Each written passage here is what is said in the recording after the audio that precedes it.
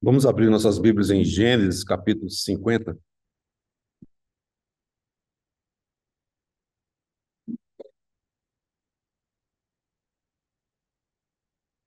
versículo 22. Gênesis 50, 22. José habitou no Egito, ele e a casa de seu pai, e viveu 110 anos. Viu José os filhos de Efraim até a terceira geração. Também os filhos de Maquir, filho de Manassés, os quais José tomou sobre seus joelhos. Disse José a seus irmãos: Eu morro, porém Deus certamente vos visitará e vos fará subir desta terra para a terra que jurou dar a Abraão, a Isaque e a Jacó. José fez jurar os filhos de Israel, dizendo: Certamente Deus vos visitará e fareis transportar os meus ossos daqui. Morreu José da idade de 110 anos. Embalsamaram-no e o puseram num caixão no Egito. Êxodo, capítulo 1, a partir do versículo 5. Todas as pessoas, pois, que descenderam de Jacó foram 70. José, porém, estava no Egito. Faleceu José e todos os seus irmãos e toda aquela geração. Mas os filhos de Israel foram fecundos e aumentaram muito, e se multiplicaram, e grandemente se fortaleceram, de maneira que a terra se encheu deles. Entre mentes, se levantou um novo rei sobre o Egito, que não conhecera a José. 1 Coríntios, texto que os irmãos já bem conhecem, mas é importante nós lermos novamente. No capítulo 10 de 1 Coríntios. 1 Coríntios, capítulo 10. Paulo aqui faz referência, de maneira bastante resumida, ao processo pelo qual os israelitas passaram. Ora, irmãos, não quero que ignoreis que nossos pais estiveram todos sob a nuvem e todos passaram pelo mar, tendo sido todos batizados, assim na nuvem como no mar, com respeito a Moisés. Todos eles comeram de um só manjar espiritual e beberam da mesma fonte espiritual, porque bebiam de uma pedra espiritual que os seguia, e a pedra era Cristo. Entretanto, Deus não se agradou da maioria deles, razão porque ficaram prostrados no deserto. Ora, essas coisas se tornaram exemplos para nós, a fim de que não cobicemos as coisas más como eles cobiçaram. Não vos façais, pois, idólatras, como alguns deles, porquanto está escrito: o povo assentou-se para comer e beber, e levantou-se para divertir-se. E não pratiquemos imoralidade, como alguns deles o fizeram e caíram num só dia 23.000. Não ponhamos o Senhor à prova, como alguns deles já fizeram e pereceram pelas mordeduras das serpentes. Nem murmureis, como alguns deles murmuraram e foram destruídos pelo exterminador. Estas coisas lhes sobrevieram como exemplos e foram escritas para advertência nossa, de nós outros, sobre quem os fins dos séculos têm chegado. Só um segundinho que eu tenho aqui. Uma coisa.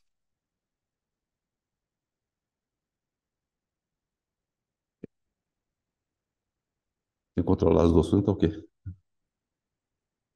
Ok.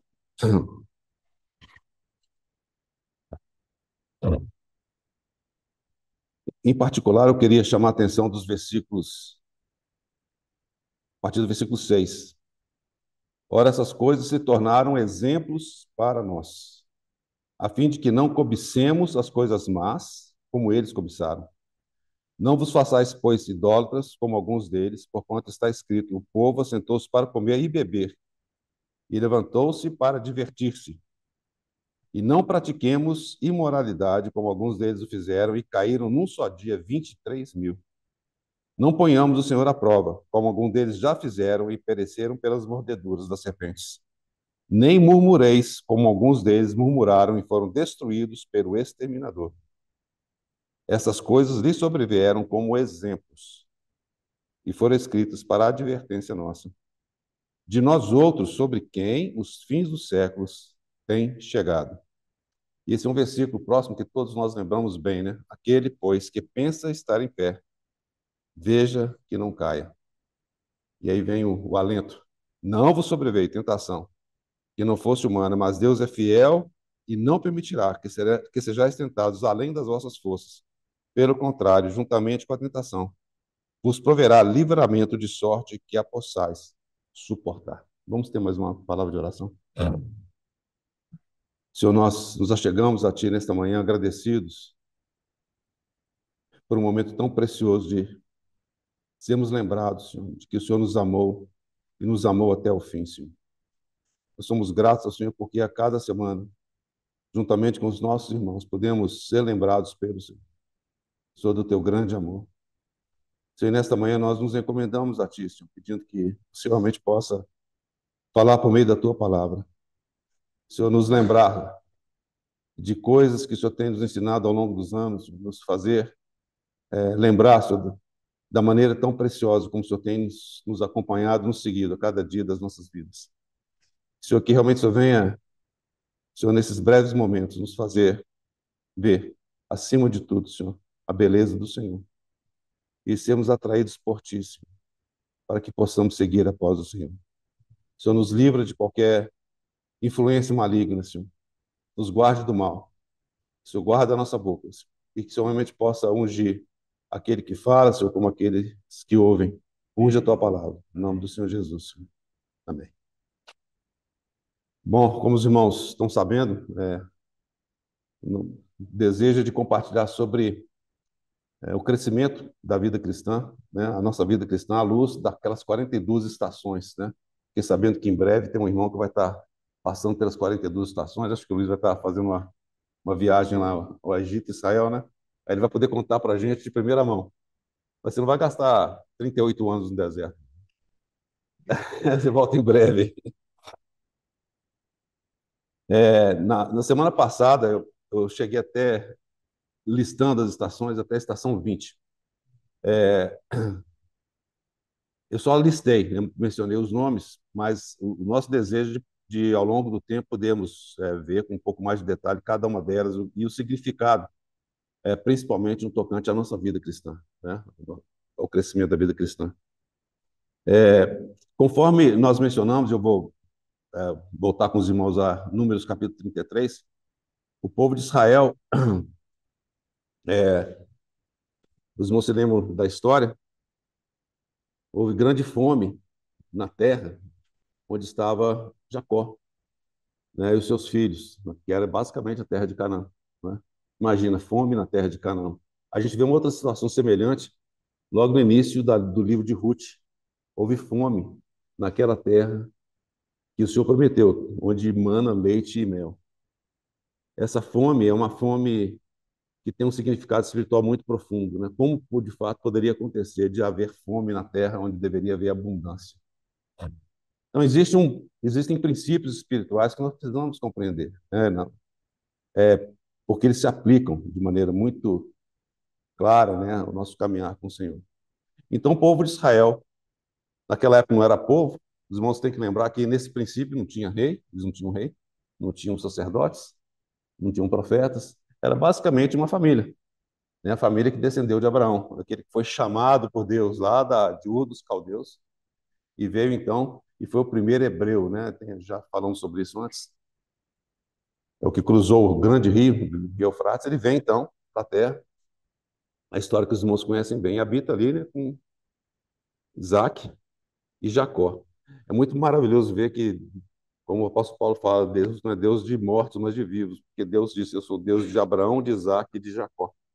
E quando você estuda cronologicamente a vida desses patriarcas, vocês vão ver que eles conviveram, né? Eles eram vivos, todos eram vivos simultaneamente no momento do tempo, tá?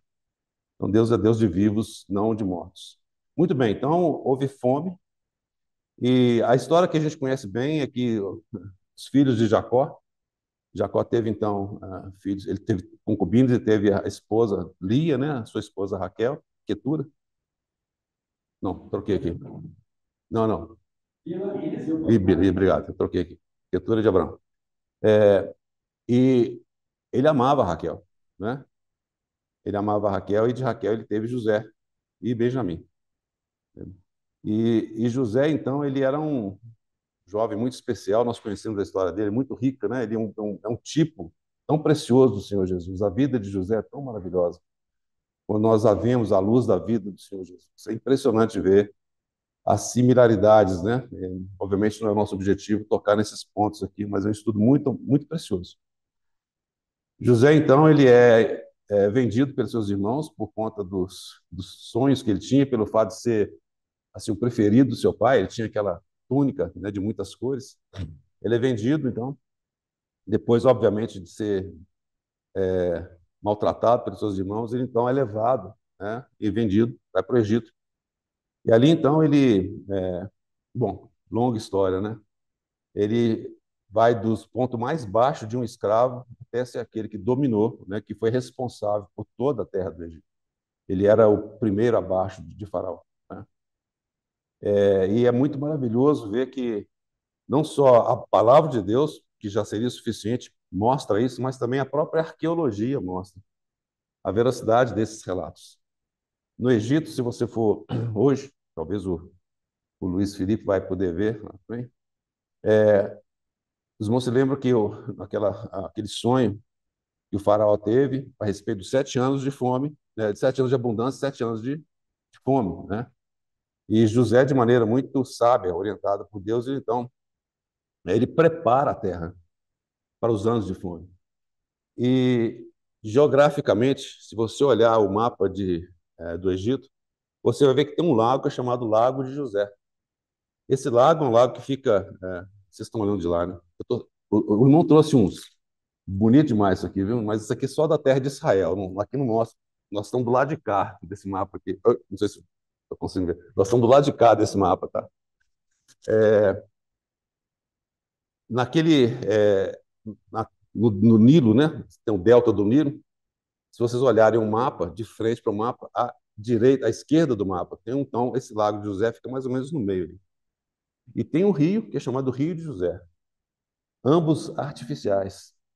Então, ele é chamado de Lago de José e o rio é chamado Rio de José, porque foi utilizado, obviamente, para poder preparar todo aquele sustento que seria necessário, né, para poder manter a nação de Israel, inclusive outras nações que ali dependeram, como foi o caso daquela família, né, daquela família que foi sustentada por esse recurso, né?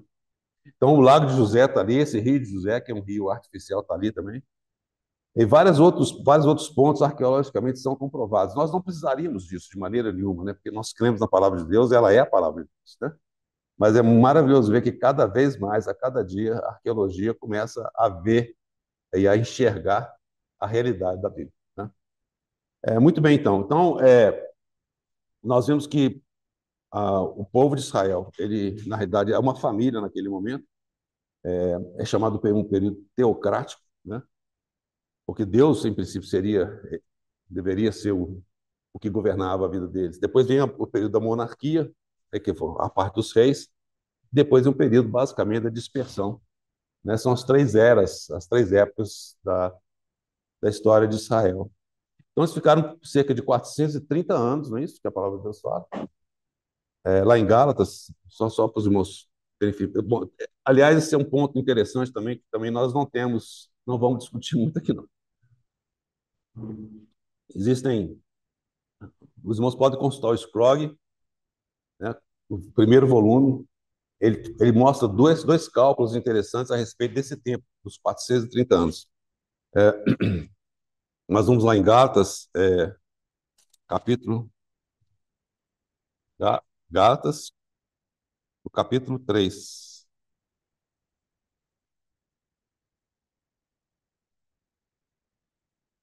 A palavra de Deus realmente é muito rica, né? Gálatas, capítulo 3, versículo 16. Ora, as promessas foram feitas a Abraão, e é tão precioso isso que Paulo traz aqui pelo Espírito Santo, né? E ao seu descendente. Não diz aos descendentes, como se falando de muitos, porém, como de um só, e ao teu descendente, que é Cristo. Que coisa maravilhosa, né? Lá atrás, né? Deus promete a Abraão algo referente ao seu descendente. Abraão já viu a Cristo. Impressionante isso, né? 17 diz o seguinte: e digo isto, uma aliança já anteriormente confirmada por Deus. Uma aliança já anteriormente confirmada por Deus, a lei, que veio 430 anos depois, não a pode abrogar de forma que venha desfazer a promessa. Então, aqui o apóstolo Paulo diz que da aliança feita com Abraão até a lei, 430 anos. Então, tem alguns cálculos, assim, 425, 430, e a lei foi dada ali no Monte Sinai, não é isso? Então, assim, aproximadamente esse tempo, que foi o tempo em que eles ficaram no Egito, boa parte desse tempo escravos, né, servindo a Faraó. E eles ficaram numa região, numa grande área chamada Gósen, Gósen, como for. E o que tem essa região de especial? É uma região que ficava também próxima ao Nilo, extremamente fértil, né? E os israelitas, apesar de estarem em escravidão, eles podiam desfrutar da segurança de que a cada ano, né, quando o rio transbordasse, aquela região seria, então, de maneira preciosa e maravilhosa, estaria plena, né, de alimento. Então, como alguns irmãos falam, eles não precisavam de orar. Eles não precisavam de preocupar na dependência de Deus, porque a cada ano o rio, que virou um ídolo, produzia o alimento que eles precisavam. Apesar da escravidão, eles viviam ainda na independência de Deus. E foi só quando a coisa começou a apertar que eles começaram então a se voltar para Deus. Lembrando, nessa época era apenas uma família que havia crescido demasiadamente. E da morte de José até o nascimento de Moisés, aproximadamente 64 anos. Então, nesse período, a gente vê como, de fato, a nação de Israel, que não era nação, desculpa, essa família cresceu de sobremaneira e os israelitas se tornaram uma grande população. E fez com que, como os irmãos podem ler posteriormente, né? Resumo, ali o faraó começa a ficar preocupado, porque já era em maior número do que os próprios egípcios, né? Eles cresceram demais. E continuava crescendo e espalhando para todo lado. Nossa vida, esse povo vai tomar conta da terra. E a preocupação deles é que, de fato, ele fala claramente, é que eles pudessem fugir, porque eles dependiam do trabalho escravo dos israelenses. E lembrando, irmãos, que o Egito é um tipo do mundo, né? Como nós lembramos na última semana, é um tipo do mundo. Quando nós não conhecíamos o Senhor, nós estávamos ali, sob as garras e o poder de Faraó. Essa era a nossa realidade. Talvez nós não percebêssemos isso, mas essa é a nossa realidade e é a realidade de tantos outros que ainda estão debaixo do poder de Faraó. Faraó é um tipo de Satanás, do inimigo de Deus. E Faraó, então, desse mundo, tem feito de tudo, inclusive cegado, né, aqueles que estão nesse mundo. Essa é a obra do inimigo de Deus. Então, os irmãos percebem como esse exemplo é tão importante para que nós possamos compreender as realidades espirituais, princípios espirituais, né? E dali o Senhor nos livra. É um grande livramento. Se não fosse pela obra do Senhor, você e eu estaríamos debaixo do mesmo faraó hoje. Não percebe? É tremendo. Assim, talvez nós não consigamos, muitas vezes, perceber a dimensão daquilo que nós somos livrados, né? Essa é uma ênfase tão importante que o Senhor nos dá na sua palavra e foi isso que o Senhor fez. Então, continuando, a gente vê então que acontecem aquelas 10 pragas para poder sacudir Faraó, né? E como nós lemos, Deus julgou não apenas Faraó e os egípcios, mas também os deuses dos egípcios, né? Eu vou aproveitar eu mencionei isso na última vez, mas acho que seria interessante a gente considerar exatamente a questão das 10, assim chamadas 10 pragas, né? Quais foram as 10 pragas? A primeira delas, ela é muito significativa. Os irmãos se lembram, foi quando o rio Nilo, as águas do rio se tornaram em sangue, se tornaram impróprias para o consumo, impróprias para agricultura, impróprios de toda forma. E Deus toca naquele momento numa questão vital. Lembra? Eles foram colocados na terra de Gósen, às margens do Nilo. E eles dependiam do Deus Nilo. E o nome desse Deus egípcio era Apis, né? Era um Deus Apis. Era um Deus que era na forma de um touro, era o Deus do Nilo, né? E também havia Ísis, que era a deusa do Nilo. Então observam que eles endeusavam o Nilo. O Nilo, então, era esse ídolo para eles. Eles idolatravam o Nilo, como assim também aquela família, né? Os israelitas, de uma forma ou de outra, idolatravam aquele rio também, dependiam dele, né? Havia um outro deus, que era chamado Num, era um deus na forma de um carneiro, né? Que era o guardião do Nilo. Então, haviam vários deuses relacionados ao Nilo. Então, quando Deus ele manda que, de fato, as águas se tornem sangue, ele tocou no mais profundo da crença, vamos colocar assim, da religiosidade dos egípcios, né? Da dependência da idolatria que eles tinham em relação àquele rio. Deus mostra mais uma vez que ele é Deus. Ele é Deus acima de todos os deuses. A segunda praga foi a praga das rãs, não é? Eu estou lá em Êxodo capítulo 7, os irmãos podem ler depois. Praga das rãs, Êxodo capítulo 7, capítulo 8, versículo 1. E aí há um outro deus, uma deusa, que é a deusa chamada deusa do nascimento, que é Requet, que é o nome dela. E essa era uma deusa esquisita demais, porque ela tinha a cabeça de uma rã, né? Eu não entendo isso também, não. Como é que pode, né? Mas cada figura esquisita que esse pessoal arrumava. E ainda assim eles adoravam essa deusa, né? A terceira praga foi a praga dos piolhos, né? E aí o Deus era o Deus das tempestades do deserto. O nome dele era Sete. S-E-T, Sete, né? Depois veio a praga das moscas. O Deus era o Atish. Eu não sei nem falar, eu não sei falar egípcio, não sei se é árabe, o que é. Haviam dois deuses relacionados aqui. Re, que era um deus do sol também, e esse Watish, que era representado por uma mosca. O pessoal era criativo, né? É. E Deus toca, mais uma vez, nessa praga, a gente vê que Deus mostra mais uma vez a sua soberania. Depois veio a praga da peste dos animais. E aí havia uma deusa, que era Hathor. Ela tinha a cabeça de uma vaca, sempre a cabeça de uma vaca. Apis também, lembra? Apis, que é um dos deuses do Nilo, também tinha a cabeça de um touro, né? E era um deus que simbolizava a fertilidade.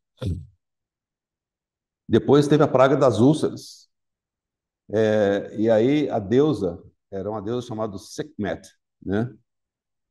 E aparentemente essa deusa deveria ter poder sobre doenças, né? O Senhor provou que realmente não tinha poder nenhum, né?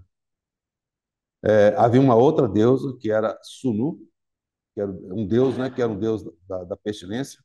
E, mais uma vez, Ísis, eles dependiam de Ísis também para a sua cura. Então, Ísis realmente era uma deusa muito proeminente, né, no conceito deles. Depois veio a praga da Saraiva. Aí era uma deusa chamada Nut, era a deusa dos céus. Osíris também, que era outro deus, que foi possivelmente o foco do Senhor aqui, né? Osíris era deus das colheitas e da fertilidade, e Sete, que eu já mencionei, que é a deusa das tempestades do deserto, né? A praga dos gafanhotos, mais uma vez, parece que o foco foi contra essa deusa Nut, né? Que é a deusa dos céus, porque os gafanhotos cobriram, né? Criaram como se fosse uma nuvem, era uma nuvem de gafanhotos, né? E Osíris, né? E aí vem a penúltima praga, que é a praga das trevas.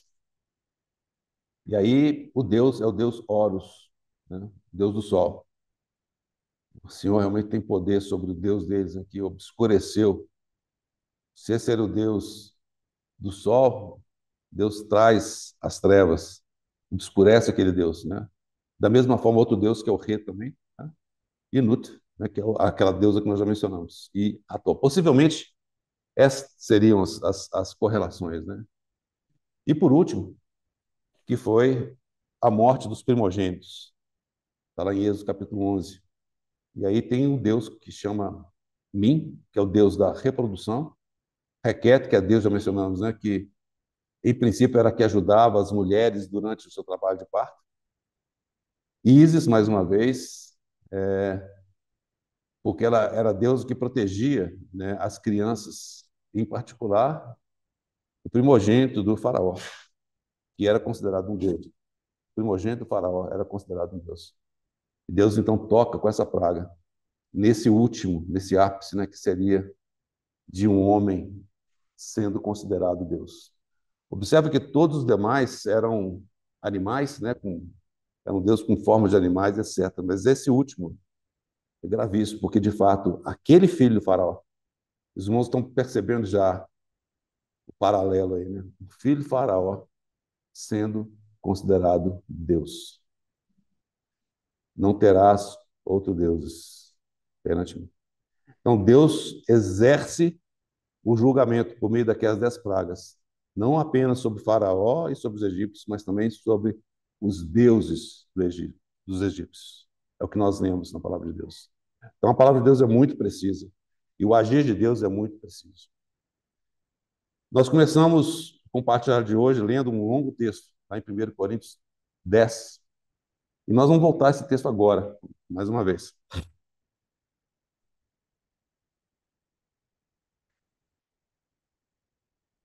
Os irmãos estão percebendo que não estou conseguindo avançar muito, né? Só deixando claro, não significa que próximo domingo eu vou estar compartilhando. Meu compartilhar não vai ser 42 ou tantos domingos para frente, não. Nós vamos ficar em paz, né? E certamente o encargo que o senhor pode dar a outros irmãos está disponível, né, nos próximos domingos aí. Então, mas seria interessante, inclusive, para os irmãos irem lendo. Vamos voltar ao capítulo 10. Nós vamos ver a partir do capítulo, do versículo 6. Lembra que nosso encargo, de fato, é que nós possamos contemplar esses exemplos, né, para que nós possamos entender, né, o nosso caminhar, o progresso da nossa vida cristã. Versículo 6. Ora, essas coisas se tornaram exemplos para nós. O que são essas coisas? Aquilo que foi mencionado antes, né? Não só do batismo. Olha só, nossos pais estiveram sob a nuvem, todos passaram pelo mar. Tem uma tipologia espiritual importante, né? O passar pelo mar está relacionado com o batismo, né? Mas fala mais claro que tendo sido batizados, todos batizados, assim na nuvem como no mar, com respeito a Moisés. E todos comeram de um só manjar espiritual. Aquele que não comer a minha carne, beber o meu sangue. Estão lembrando que o Senhor Jesus falou disso lá em João? Quando eles saíram do Egito, eles tiveram de comer a carne do cordeiro, não é verdade? Então, assim, quando o Senhor Jesus falou isso, comer a minha carne e meu sangue, o Senhor Jesus é o tipo, não é isso? Então, ele é o antitipo, né? Daquilo que aconteceu lá. E beberam da mesma fonte espiritual, porque bebiam de uma pedra espiritual que o seguia, e a pedra era Cristo. Ah, mulher, se soubesse quem te oferece água, lembra da mulher samaritana? A pedra era Cristo. Os irmãos percebem onde é que veio essa água? Os rios de água viva. Entretanto, Deus não se agradou, e interessante essa palavrinha, da maioria deles. Da maioria deles. O Senhor se agradou de alguém, não é? Razão porque ficaram prostrados no deserto. E fala que realmente os corpos deles branquearam o deserto. Aquela geração toda morreu no deserto. Aí vem o versículo 6. Ora, essas coisas se tornaram exemplos para nós, a fim de que não, primeira parte, não cobicemos as coisas, mas como eles cobiçaram. Esse é o ponto 1. Então, nesse trajeto que Deus os conduziu até chegar em Canaã, houve vários pontos vários tratamentos específicos que Deus quis lidar com eles. E o primeiro é esse, ó, não cobicemos as coisas, mas essa palavra que está sendo dada aqui no Novo Testamento pelo apóstolo Paulo é para nos lembrar que hoje também nós como cristãos podemos incorrer nessa mesma situação. Os irmãos não vão pedir para poder listar o que são coisas más. Sabe por quê? Porque nós temos um espírito de habitação. A voz desse espírito, ela fala com você e fala comigo. Quando essa situação estiver acontecendo, essa voz mansa e suave vai estar falando no seu coração. Então, cada um desses pontos que vão ser levantados aqui, lembra, o espírito de habitação é aquele que vai nos alertar. Mas o apóstolo Paulo, o Espírito Santo, por meio do apóstolo Paulo, ele traz claramente: não vos façais, pois, idólatras, agora no versículo 7. Outro ponto tão importante no idólatra, nossa vida, eu idólatra? No caso, não tem imagem, escultura, não tem nada, é mesmo? O que é idolatria? Idolatria é quando nós colocamos qualquer coisa antes do Senhor. Não terás outros deuses diante de mim, ou além de mim. O Espírito Santo fala conosco. Situações como essa, quando acontecem, o Espírito Santo fala conosco. E nós temos que ser sensíveis à voz dele. E o Senhor está nos alertando aqui, ó. Não cobicemos, não vos façais idólatras, como alguns deles, por conta do povo sentou-se para comer e beber e levantou-se para divertir-se. Isso faz lembrar lá de Mateus, capítulo 24, da época de Noé. Eles casavam-se, davam-se casamento, aparentemente tudo normal. Alguns entendem que pode ter sido alguma coisa não natural, mas aqui está dizendo algo que aparentemente, puxa vida, para comer e beber, ele levantou para divertir-se, que mal que tem nisso, né? Mas observe que isso aqui está relacionado com uma coisa chamada idolatria, né? Então, esse relacionamento de algo que aparentemente é sem problema, né? A questão do sem problema é algo interessante a gente considerar também. Na realidade, é algo que o senhor considera grave. Não significa aqui, irmãos, eu entendo bem o que eu estou dizendo aqui, né? Que a gente não pode assentar para poder alimentar, na verdade, nem talvez festejar, nem divertir.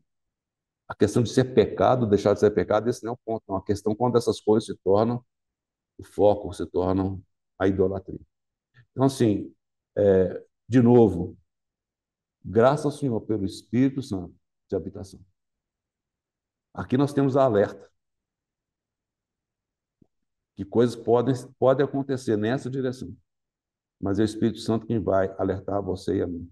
Nem alguém que vai chegar para você e falar assim: você está sendo idólatra, não. Não, é o Espírito Santo que vai tocar no seu coração. Se isso estiver acontecendo. Por isso nós temos que estar atentos à voz do Espírito Santo. É ele que nos conduz nessa nossa nova caminhada agora. Vamos prosseguir então. Versículo 8. Terceiro ponto. E não pratiquemos imoralidade, como alguns deles o fizeram e caíram num só dia, 23.000. Esse é um outro ponto que o Espírito Santo está nos alertando aqui. Nessa caminhada dos israelitas saindo do Egito para chegar até Canaã, como nós lembramos bem, o processo começa com a cruz, né? Lembra que ali nós vemos exemplificado, tipificado a morte do Cordeiro Pascal. Ali fala da cruz, cruz, a obra da cruz. E tem a operação da cruz. A obra da cruz, ela foi feita de uma vez por todas. Ela é eterna, ela é imutável. Essa é a obra da cruz, do nosso Senhor Jesus. Existe agora a operação da cruz na sua vida e na minha vida. E esse é um processo, foi por isso que o povo de Israel passou ao longo do Egito, passou ao longo do deserto, né, no seu trajeto até Canaã. E nesse processo, se eu permitir, nós vamos tá vendo isso também, eles partem de uma... são duas estações que são marcantes. A primeira delas é a estação do Sinai, né? Ali nós lembramos que Deus deu a lei. Eles ficaram ali por cerca de um ano quase. E aí eles aprenderam que eles poderiam, de fato, adorar a Deus, sem serem consumidos. Eles não podiam ver Deus, mas eles podiam, de fato, honrar, adorar a Deus sem serem consumidos. Eles aprenderam.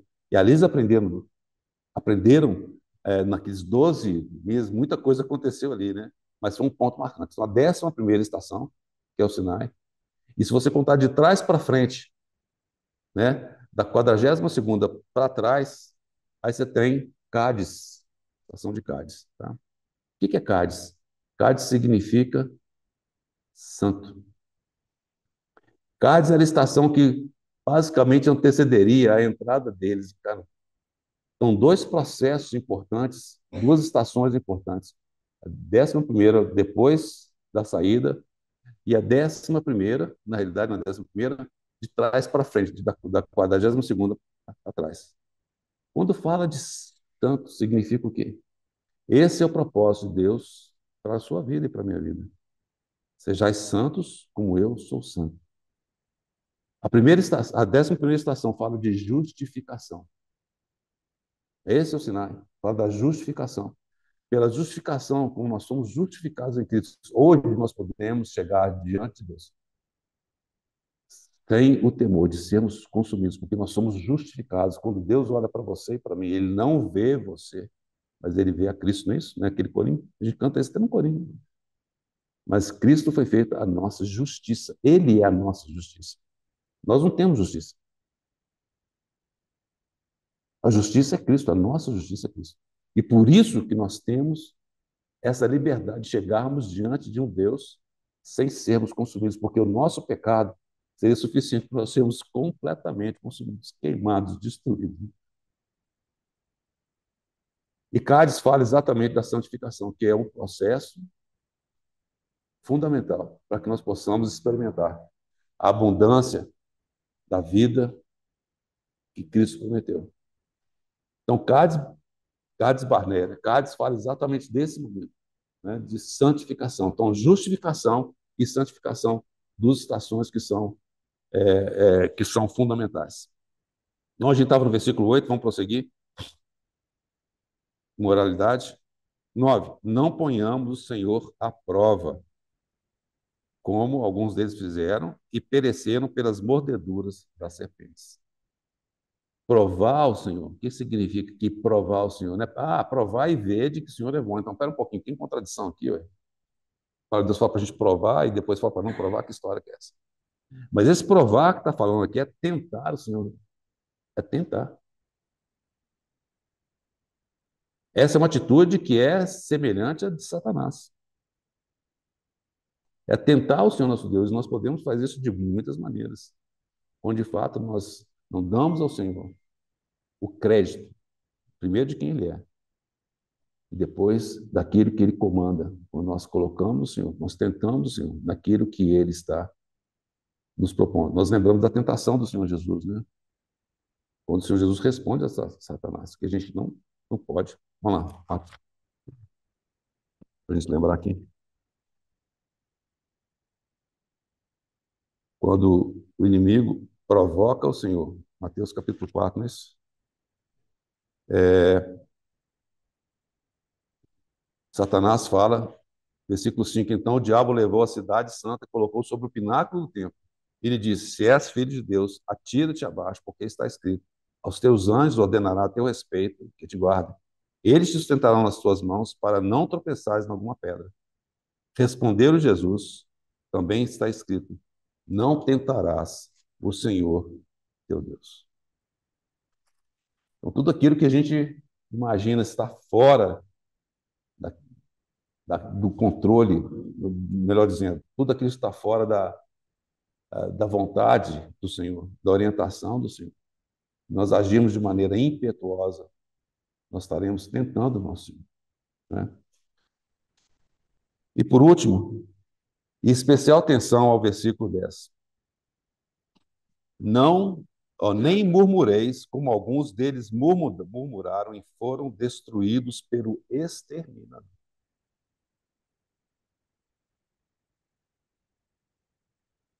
Para um pouquinho e pensa comigo.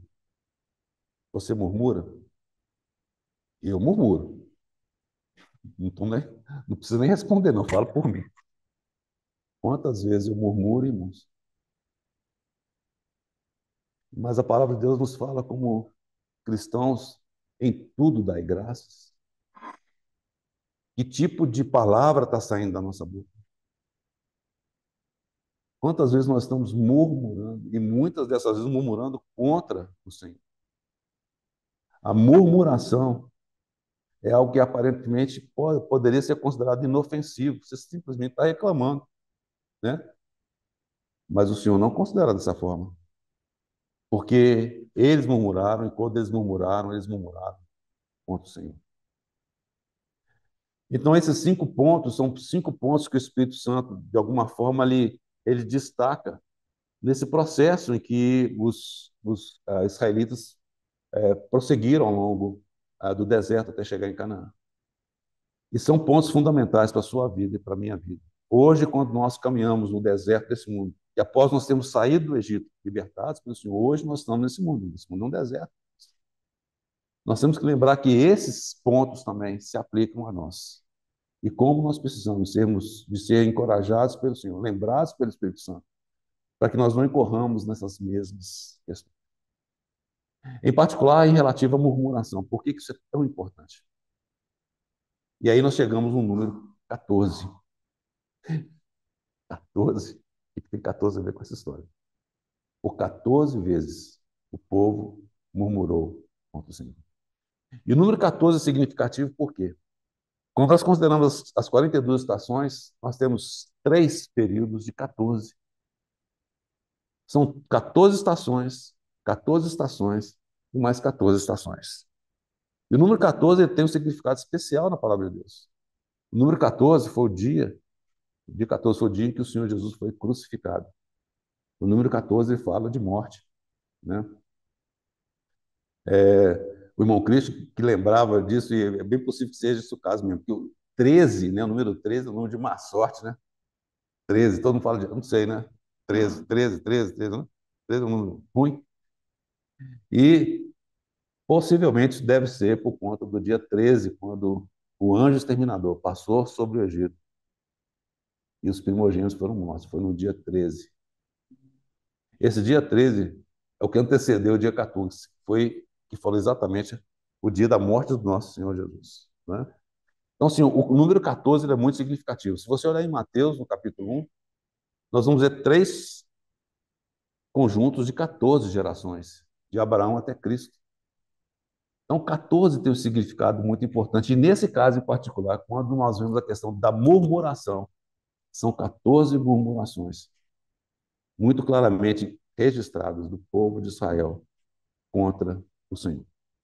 Então, esses são pontos que nós devemos, então, considerar, né? Alguns pontos importantes nesse trajeto. É um trajeto que realmente vai nos ensinar muito.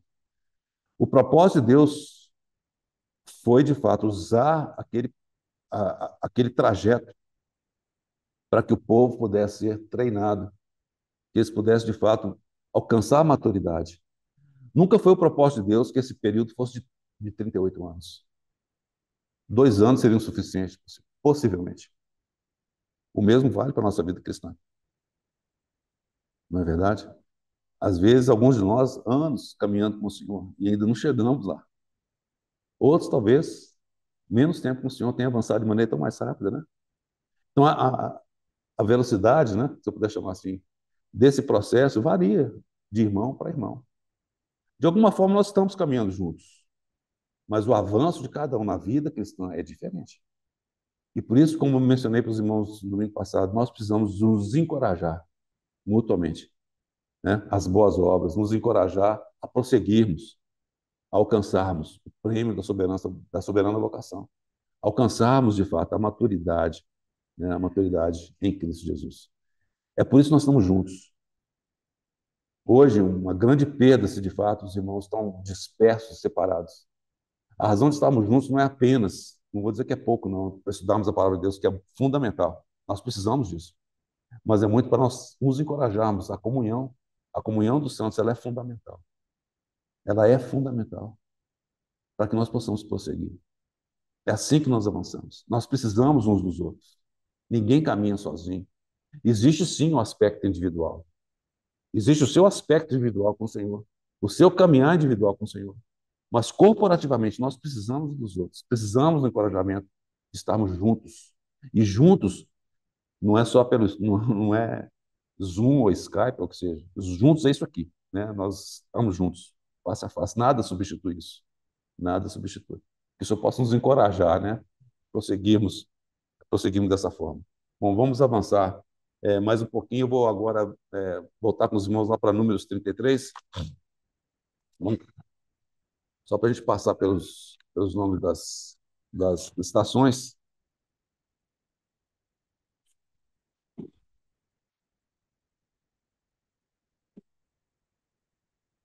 Números capítulo 33.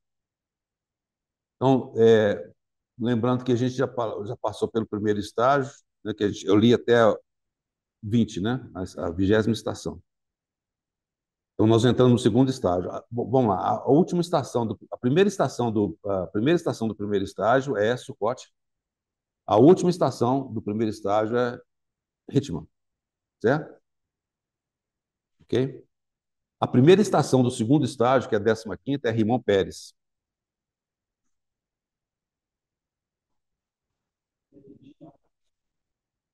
A última estação da primeira etapa, né, que é a 14ª estação, é Ritmo,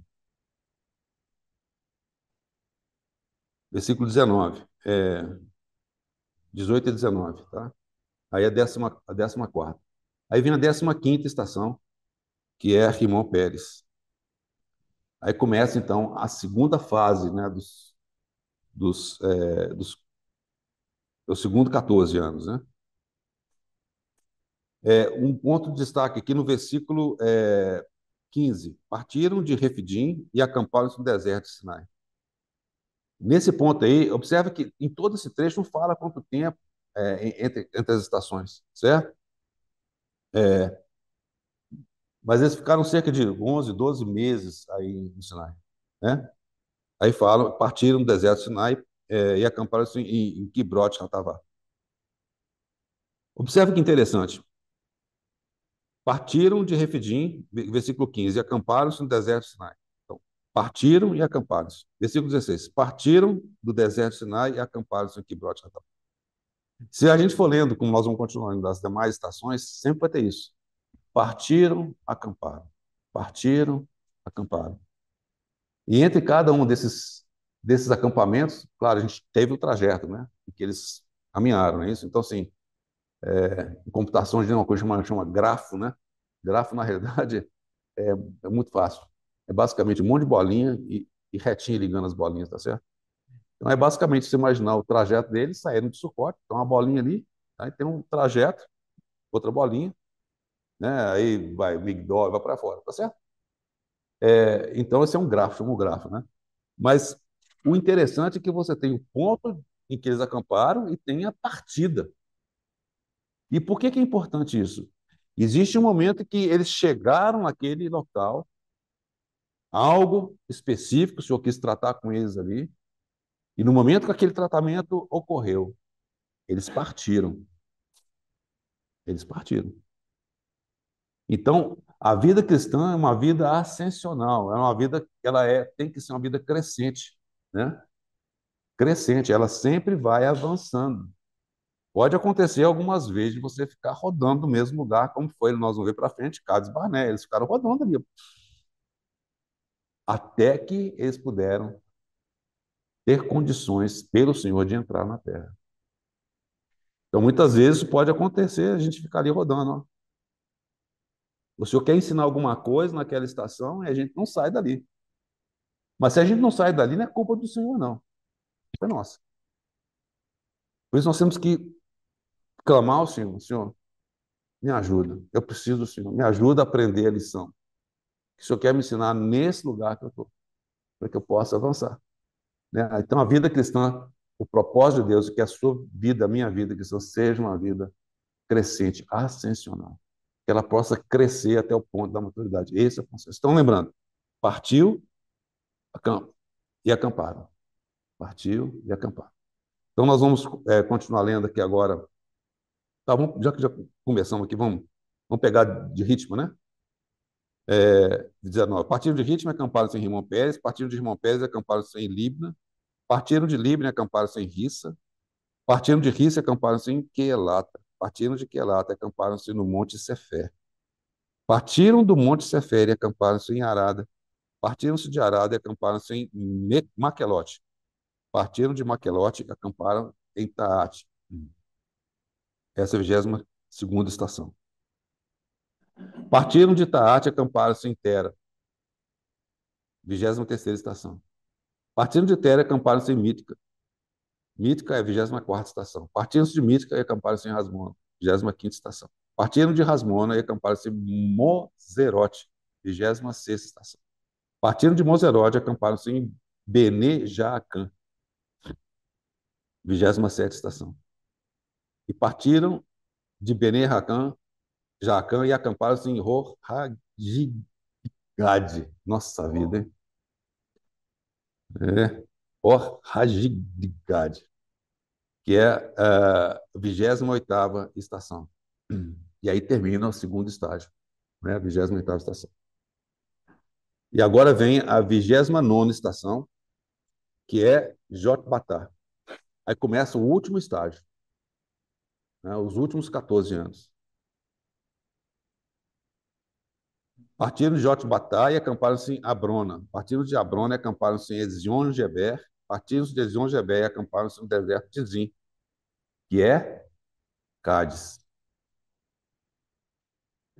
É, eu vou retroceder aqui, que eu tinha prometido para os irmãos, eu estava fazendo isso antes, né? O nome de cada uma delas, né? A última que eu falei foi 20, né? Foi Harada, que significa terra de temor, né? De terror. A 21ª é Maquelote, que significa congregação ou encontro. Certo? Deixa eu me localizar aqui.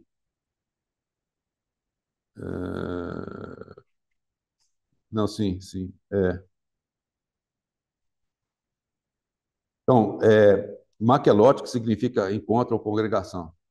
Depois vem Taate, que significa humilhar, subordinar, substituir.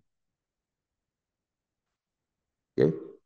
Depois vem Tera, que significa retorno, ou podes respirar.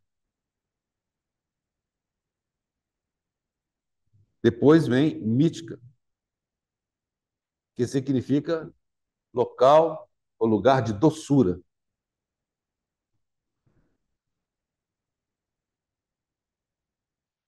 Depois vem Rasmona, que significa terra fértil.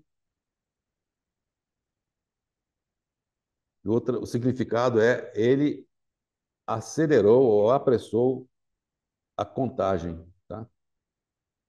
É basicamente o que significa esses termos. Né? Depois vem Moserote, que significa cadeias, algemas. Depois vem Bené Jaacan, que significa filhos de inteligência, filhos daquele que vai oprimi-los.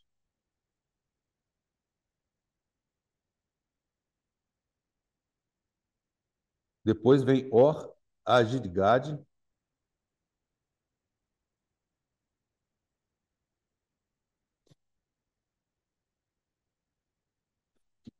oi? É 28. A colina da fenda, ou buraco do corte, né? Que é o 29, Jotbatá, que é local de bondade.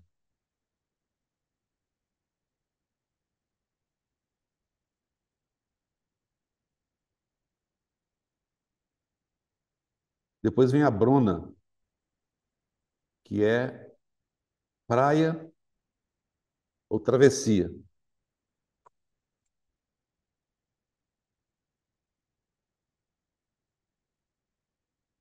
Depois vem Ezion Geber, que é a coluna do poderoso. O conselho de um homem.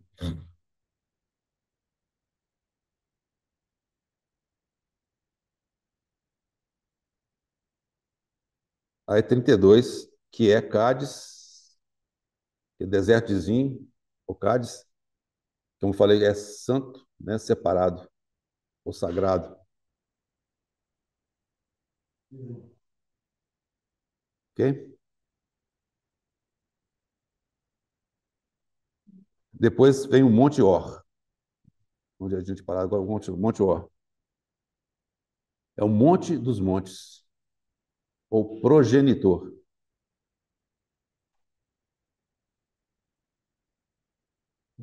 Esse monte fica bem no limite da terra de Edom, como fala na Bíblia, né? Lembra dos Edomitas, né? Depois vem o texto que nós vamos ler, que foi a morte de Arão, tá? Aí fala da morte de Arão, etc. Aí no versículo 41, espera um pouquinho só. É, exatamente. Aí, e partiram do Monte Ó, versículo 41, e acamparam-se em Zalmona. Zalmona significa ascendência, representação. Depois vem Punon. Punon que significa sombra, perplexidade ou distração.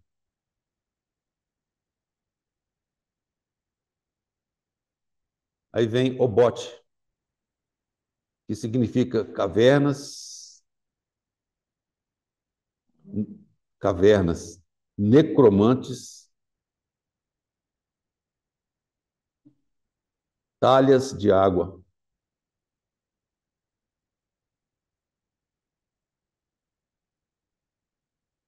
Depois vem Igé Abarim, que significa ruínas na passagem. Ruínas na passagem. Depois vem Dibon Gad,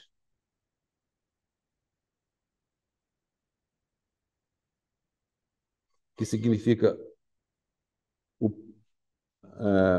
o refúgio de Gad,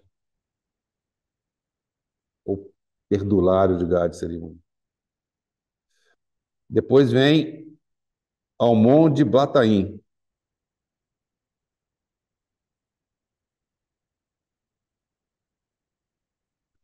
que é ocultação, interessante, ocultação de dois bolos de figo,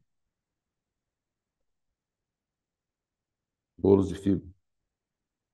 40ª estação, são os montes de Abarim.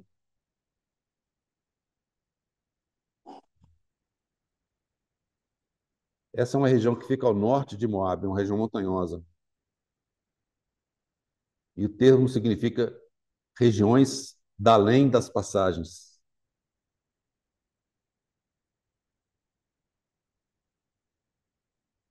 41 são as Campinas de Moabe, fica do outro lado de Jericó, né? Basicamente são as Campinas de Moabe.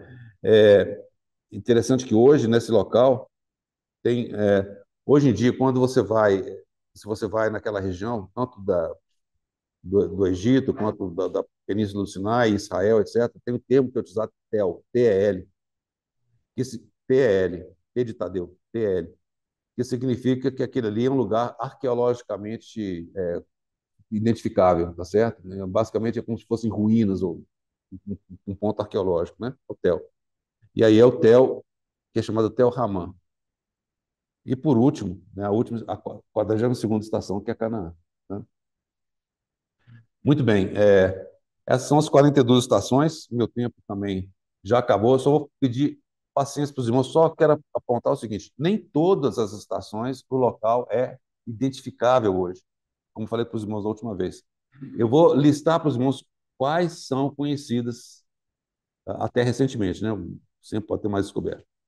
Então, vamos lá, desde a primeira. Ó, da primeira até a quinta, os locais são identificados. certo? A sexta também, né? Aí tem dúvida exatamente do local que foi, mas aparentemente é do Lago Amargo, etc., que é basicamente do Mar Vermelho, né? Sete, oito também são conhecidos. Cinco. E a seis é basicamente identificável, mas não 100%, tá? É, a sete, a oito identificadas, a 10, 11, a 13, a 32ª, não, desculpa, a 31ª, 32ª,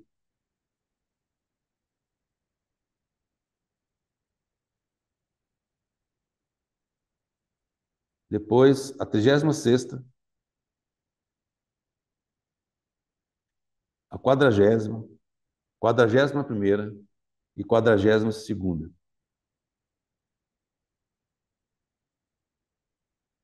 E por vários motivos, né, pela própria questão da topografia e história também, muitos desses locais não são mais, não foram identificados. Mas os que foram são muito significativos, né, e talvez a gente fale um pouquinho a respeito deles.